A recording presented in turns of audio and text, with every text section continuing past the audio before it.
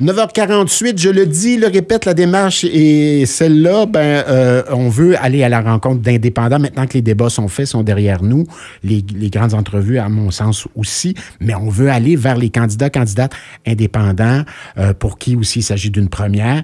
Même ceux qui travaillent dans des équipes comme Coalition Longueuil et compagnie. Alors, j'ai devant moi Sylvain Lambert, donc à qui on avait parlé il y a quelques mois, d'ailleurs, quand il s'était lancé en politique.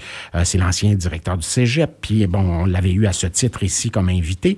Et puis, là, il a décidé d'emboîter le pas et il se présente donc pour Coalition Longueuil dans Vieux-Saint-Hubert-la-Savane. D'abord, bonjour Sylvain Lambert. Bonjour, merci de me recevoir, c'est très apprécié. Très content que vous acceptiez l'invitation.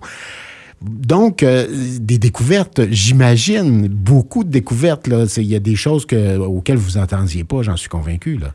C'est clair. En fait, quand on se lance, moi, je suis pas... Il y a des gens qui, très jeunes, ont envie de la politique. Hein? Oui. Ça fait partie de leur parcours de vie.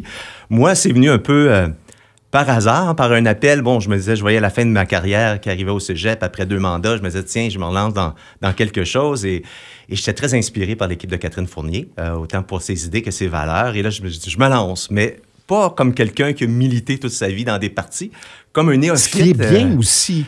Qui amène, je pense, une perspective différente. Un autre regard. Absolument. Et là, je vois un peu comme au théâtre, derrière la scène, oui. Comment ça se passe, etc. Et c'est extrêmement intéressant de voir la capacité d'organisation de ces groupes-là, les réflexes qu'ils ont, les outils pour assurer qu'on va aller voir tout le monde, qu'on s'assure de la proximité des gens, après ça, qu'on ait cette information-là, qu'on se la partage. Par exemple, la question du financement, on ne prend pas la mesure du fait que, il faut aller en voir du monde là, avec les règles actuelles pour aller chercher le financement nécessaire à faire ces campagnes-là. Mobiliser les bénévoles. J'avais jamais pris la mesure. Maintenant, je vois plus une pancarte électorale de la même manière. Là. Je veux dire... Quand vous dites mobiliser les bénévoles, c'est de votre ressort, ça? Ou... Oui, en fait, oui, le parti en fait une partie, mais évidemment, nous, comme candidats, on doit amener nos gens avec nous, on doit amener nos supporters, nos blondes, nos enfants, nos amis. Heureusement que j'avais un bon réseau parce que on leur demande, puis je reviens avec mon exemple des pancartes, quand on fait cette opération-là, c'est des dizaines, sinon des centaines de bénévoles qui débarquent. On se lève le matin, puis on voit des pancartes partout. On dit, tiens, ça a poussé dans les arbres. Mais non, il y a eu un travail derrière ça. Et ça devient... on devient un peu fébrile par rapport à tout ça. Donc, c'est drôle à dire, j'apprends ça. Même si c'était évident, évidemment, on se doute bien qu'il y a du monde derrière ça. Mais quand on le fait, que c'est nous qui faisons du porte-à-porte, c'est nous qui allons planter les pancartes, c'est nous qui avons ces rencontres-là hebdomadaires pour un peu se relancer, et puis on est rendu. Puis qu'est-ce qu'on est en train de faire? Moi, en tout cas, je trouve ça très intéressant. Sylvain Lambert, resituez-nous, là. Vieux-Saint-Hubert-la-Savane, c'est autour de l'aéroport, là. Absolument. C'est vraiment le secteur de l'aéroport. En fait, c'est des deux côtés, là. Ça va jusqu'à Vauclin, de la Savane, même des Monarques. OK, donc le rond-point. Absolument. Oui, autour du rond-point de Béliveau, là, ça vous donne un coin. Ça, c'est comme une frontière. L'autre frontière, de l'autre côté, c'est boulevard Cousineau, qui devient chemin de Chambly, là, du côté de... Oui, exactement. Et enfin, il y a...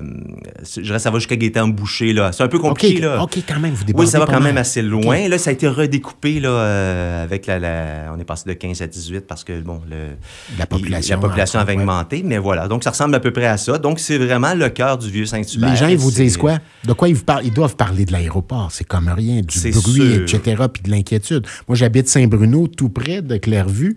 Les gens parlent beaucoup de ça. Donc, je présume qu'à proximité de l'aéroport, on en parle davantage, même. Évidemment qu'on parle de l'aéroport. En fait, les gens parlent beaucoup de... C'est ça, la politique municipale. Ils parlent de leur quotidien, de leur rue, de leurs inondations, de leur... et je vous dirais, je trouve qu'il y a un bel exemple. Il y a un groupe de citoyens, justement, dans un secteur où est-ce qu'il y a vraiment des problématiques particulières d'inondation qui se sont mobilisés. Et je trouve que c'est vraiment... En tout cas, c'est comme ça que je vois la politique, puis comment elle doit se faire aujourd'hui. Je pense à l'esprit de ce que Catherine Fournier souhaite. Ils se sont mis ensemble pour aller rencontrer la ville, la scientifique en chef, pour essayer de faire une analyse, comprendre. Plutôt qu'être juste dans un mode revendication, on est vraiment dans un mode conversation, proactif, discussion. Et moi, je suis allé voir ces gens-là, ils auraient pu être très fâchés contre la ville en disant, écoutez, là, ça marche pas. Et c'est pas ce que j'ai vu. J'ai vu des citoyens plutôt mobilisés pour dire, on peut-tu trouver des solutions ensemble? Et sincèrement, et ça, c'est l'autre chose que j'ai découverte aussi, la façon dont le Parti Coalition Longueuil, équipe Catherine Fournier, approche les gens, cette valeur de proximité-là, je l'ai vraiment senti. J'ai vu à quel point notre programme il était collé sur les préoccupations des gens. La sécurité dans les rues, là, je pense que le candidat précédent aussi en parlait tantôt. Option Alliance, mais on l'entend. Pour nous, c'était une des priorités numériques. Avec les infrastructures, c'est notre deuxième grande priorité. Malgré ce que le sondage léger révèle dans Le Devoir d'aujourd'hui, c'est le logement, semble-t-il, qui est le sujet numéro 1 de tous les, de tous les répondants, de la majorité des répondants au sondage. Je ne sais pas comment les sondages orientent les questions parfois, mais moi, quand je parle aux citoyens, peut-être que je suis dans le Vieux-Saint-Hubert aussi, bon, évidemment... Il y a du bungalow. Évidemment, oui, les gens parlent du logement et tout ça, mais je vous dirais ce qui les préoccupe, évidemment, c'est la qualité de vie dans leur communauté. Donc, oui, ça parle des avions. C'est qu'est-ce qu'on va faire. Puis, évidemment, moi, je suis ça, je l'ai dit à quelques reprises, je pense qu'on a un actif extraordinaire qui s'appelle l'aéroport. Et en même temps, on a tous une conscience environnementale de plus en plus importante.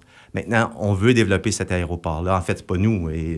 Met veut développer l'aéroport. Puis nous, ce qu'on veut, c'est s'assurer que ça se fasse de façon intelligente. Là aussi, c'est une des raisons pourquoi je me suis lancé en politique.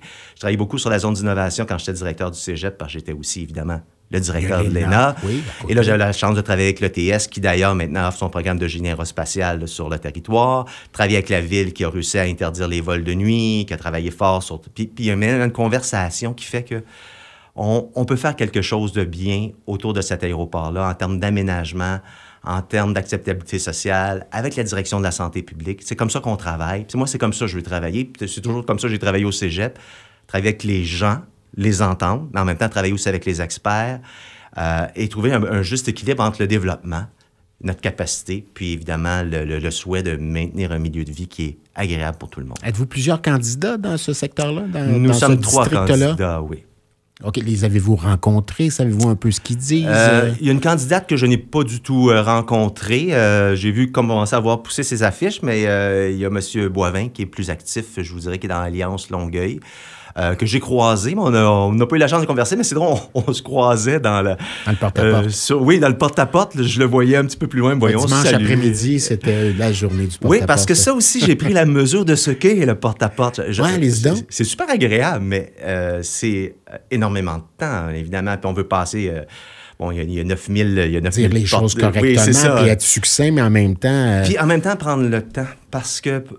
Ce à quoi je crois aussi, c'est que souvent, celui qui prend le temps de nous parler a souvent parlé à ses voisins et va reparler à ses voisins après. Ils deviennent aussi nos ambassadeurs. Là, okay, Fait que quand on prend le temps de les écouter, évidemment, les gens ne sont pas toujours contents de tout, puis c'est normal, c'est ça, faire des choix. On vous le dit beaucoup.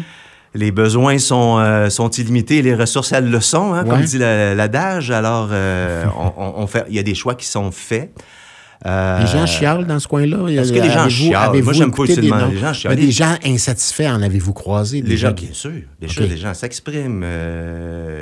Il y a eu tout le défi du mur...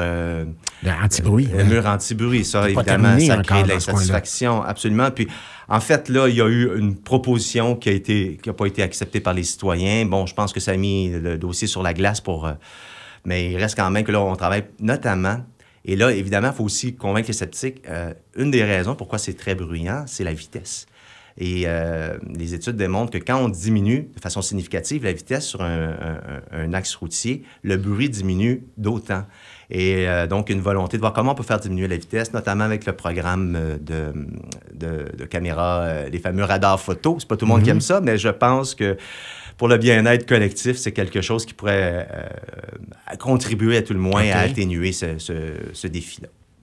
Même si ça circule encore plus avec, on le voit aussi, le parc industriel se développe beaucoup. Même si ça roule beaucoup plus, il y a moins de bruit si on roule lentement. Absolument. Bon. Absolument. C'est pas bonne note. Oui. Enfin, je pourrais vous partager des études là-dessus parce qu'évidemment, à chaque fois aussi, ça, c'est aussi l'intérêt. Oui. Je sais pas qu'on rencontre quelqu'un puis qui nous soulève quelque chose, puis là, des fois, ils sont très informés. Puis là, notre petite tête a fait « OK, attends un petit peu là-dessus. Comment je réponds? Il faut que j'aille creuser. Ouais. » Évidemment, le parti est très au fait. Il y a beaucoup d'experts aussi qui entourent l'équipe, donc qui peuvent m'alimenter. Mais je fais aussi mes propres recherches, pour utiliser une expression de l'époque. Et sincèrement... Mais dans le bon sens. Oui. J'essaie d'aller vers des sources fiables. Donc, que pensez-vous du faible taux de participation? Il faut que le vote sorte. Ouais. Donc, il y a un vote en fin de semaine, ça commence. Et puis, la semaine prochaine aussi. Pensez-vous que les gens vont sortir pour aller voter? Ce que j'en pense, c'est que ça m'attriste. Je pense que... Expliquez comment, ça? La valeur de la démocratie. Hein, ne serait-ce que... je pense qu'on n'est pas conscient de la chance qu'on a d'être dans une... Certains diront une fausse démocratie. Moi, je pense qu'on est dans une vraie démocratie avec ses limites, avec ses défauts.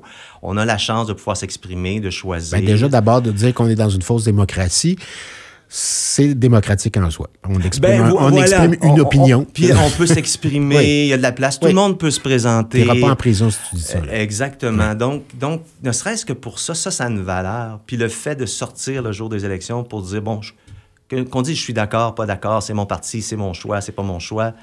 Je trouve ça extrêmement important. Donc, je dirais que c'est dans mes valeurs. Une fois j'ai dit ça, comment on fait pour faire sortir le vote? C'est sûr que je suis pas là pour faire la morale aux gens. Là. Les gens qui me disent, moi, je pense que c'est une perte de temps, ou je vais pas voter, ça fait des années, puis je vois pas l'intérêt, puis de toute façon, c'est tout pareil au même. Ouais. Bon, on passe notre tour, mais ça reste que ça fait pas... je me réjouis pas d'entendre ça, évidemment. Vous pensez quoi de ces annonces de Catherine Fournier, de dire on va juste travailler sur le vieux? Elle est venue elle-même me l'expliquer, mais j'aimerais vous entendre là-dessus. On va juste travailler sur les infrastructures, sur le vieux. J'irai pas couper de ruban dans les 4 prochaines années. Il y a du travail sérieux à faire de ce côté-là. C'est pas un peu limitant comme... des fois, on veut faire de la politique pour des projets communs, pour porter de l'avant quelque chose. Moi, ça me rassure, je vous dirais, totalement. Puis je vais vous faire un parallèle.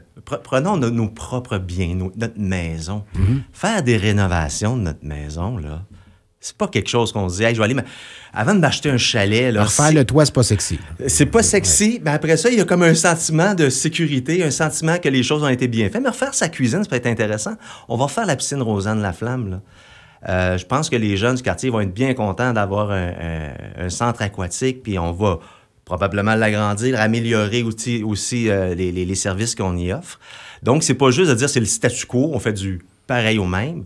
Tant qu'on va refaire mieux, comme le boulevard Taschereau ou peu importe, mais il faut refaire de toute façon. Alors, pour moi, faire des rénos, ça peut être aussi palpitant et même réjouissant que faire un nouveau bâtiment qu'on devra entretenir par la suite de toute façon, puis qu'on n'aura peut-être pas la capacité, évidemment, de soutenir indéfiniment. Bon, alors, vous souhaite la meilleure des chances, Sylvain Lambert. Merci d'être venu nous voir. Merci, c'est gentil. Sylvain Lambert, on le rappelle, est candidat pour Coalition Longueuil dans Vieux-Saint-Hubert. La Savane, il vous reste quoi à faire, là?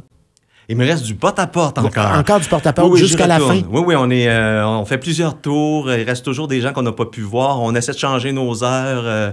Il y a des endroits, c'est plus difficile aussi à entrer parfois, donc parce que c'est des condos et tout ça. Alors, on essaie de se trouver des façons d'atteindre... Toutes sortes de stratégies pour atteindre les gens. Et c'est la base de la démocratie, cette communication-là. Tout à fait. Merci à vous de vous être déplacés. Merci à vous de nous écouter. Je vous rappelle, vote par anticipation ce week-end. On s'en va vers les informations, en fait, les manchettes. Il y aura un léger retard, mais c'était pour la bonne cause. Cause démocratique. N'ayons pas peur des mots. FM 103.3